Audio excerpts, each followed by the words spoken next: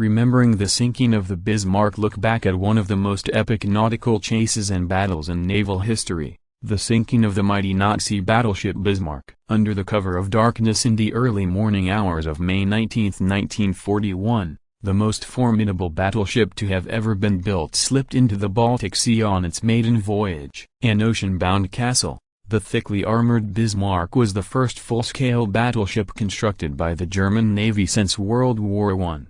Accompanied by the heavy cruiser Prinz Eugen, the largest warship afloat broke out into the frigid, open waters of the North Atlantic on a top-secret mission, code-named Operation Regenbogen, to attack the Allied convoys crossing the ocean between the United States and Great Britain with oil, food and other supplies. Nazi leaders hoped that their unsinkable state-of-the-art battleship would sever the Allied lifeline and starve the British into submission. Having received reports that Bismarck was loose in the Atlantic Ocean stalking its prey, the British dispatched a fleet to track down the Nazis' daunting battleship. Among those in pursuit were the recently commissioned battleship HMS Prince of Wales and the pride of the Royal Navy, HMS Hood. Launched in 1918, Hood was Britain's largest battle cruiser and perhaps the most famous warship afloat. A view of the German battleship Bismarck firing on a merchant ship in the North Atlantic. Credit, Keystone. At dawn on May 24, the tandem of British ships approached at full speed toward the enemy inside the Denmark Strait between Greenland and Iceland. From 14 miles away,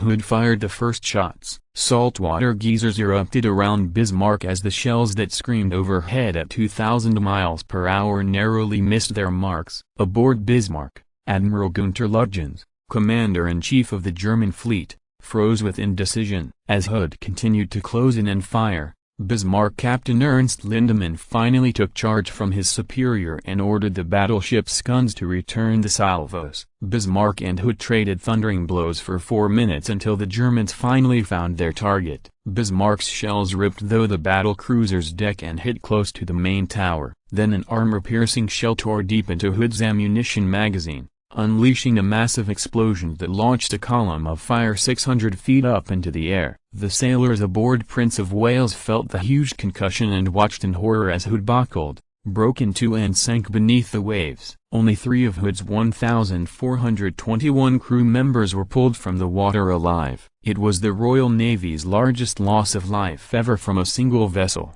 Bismarck hardly escaped the nautical brawl unscathed, with his ship taking on seawater and hemorrhaging oil from a ruptured tank. Lütjens decided not to pursue the retreating Prince of Wales but to limp his wounded battleship back to the safety of port in Nazi-occupied France. Seeking revenge, British Admiral John Tovey called on all available ships in the British Home Fleet to hunt down Bismarck before it could reach land. English battleship HMS Rodney built in 1922 which sank the German ship Bismarck in 1941. Credit, Epic. On May 26, time grew critical as Bismarck approached within 12 hours of the protective air cover of the Luftwaffe. Tovey ordered an attack to be launched from the aircraft carrier HMS Ark Royal, which had sailed north in storm-tossed seas along the Iberian Peninsula. Torpedo-equipped British ferry Swordfish bombers took off from the warship's deck and were quickly swallowed by storm clouds. Through the gale,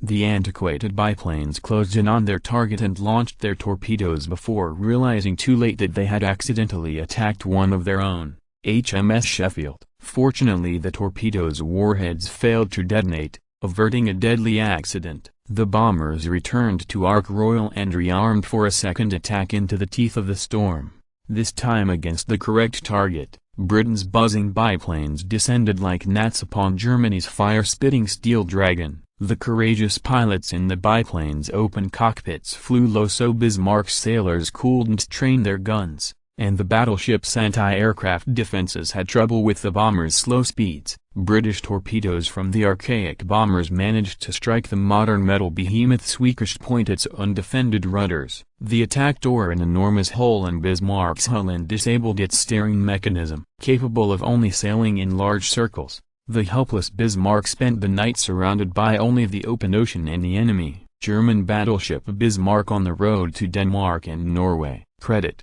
Epic. Wanting to reduce the risk of friendly fire, Tovey waited until the morning to continue the attack. At daybreak on May 27, 3 British warships approached the crippled battleship and opened fire. Fierce barrages ensued over the next 90 minutes as the British ships closed in from a distance of 16 miles to 3,000 yards. With Bismarck still afloat, Tovey ordered the heavy cruiser HMS Dorsetshire to fire her torpedoes at the enemy. The weapons hit their mark, and around 10:40 a.m., Bismarck slipped below the waves, finished off by either the last British salvo or a German decision to scuttle the mighty battleship. Hundreds of German sailors bobbed in the gale water, and British ships picked up 110 survivors before a U-boat warning caused them to leave the wreckage and approximately 2,000 dead behind. Less than 10 days after its maiden voyage began, the unsinkable Bismarck sat upon the murky bottom of the Atlantic Ocean. Earlier this week, on the 75th anniversary of Hood's sinking,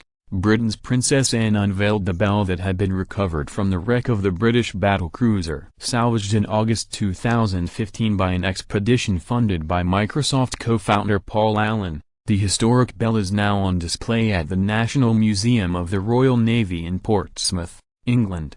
Oh, there are very few things that have this amount of history. It's an amazing object when you see all the inscriptions, Allen told Britain's Press Association.